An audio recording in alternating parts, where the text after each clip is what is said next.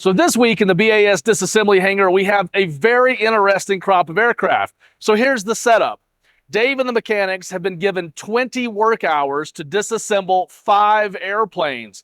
Now the catch is 3 of those airplanes are not very large and there's not much to salvage. 2 of them are pretty healthy jobs though. Check out what we've got this week and make sure you click the link for the blog where we detail everything we're going to get from these aircraft.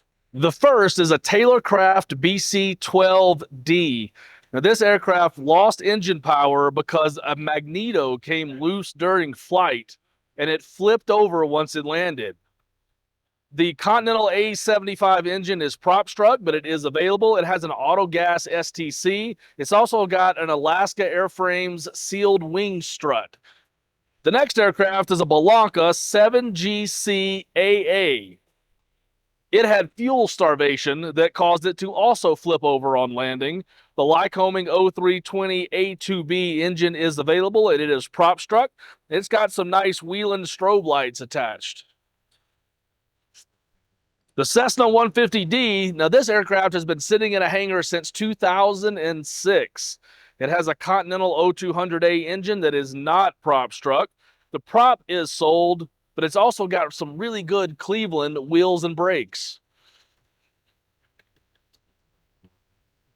This is an interesting aircraft for BAS. It's a Luscombe 8E. Now, we don't see many of these.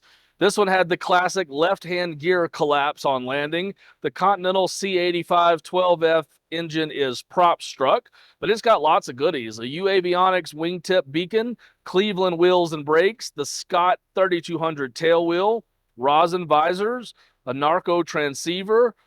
It's got a vertical card compass, a PAI 700. It's got some King radios. It's also got hydraulic toe brake systems installed.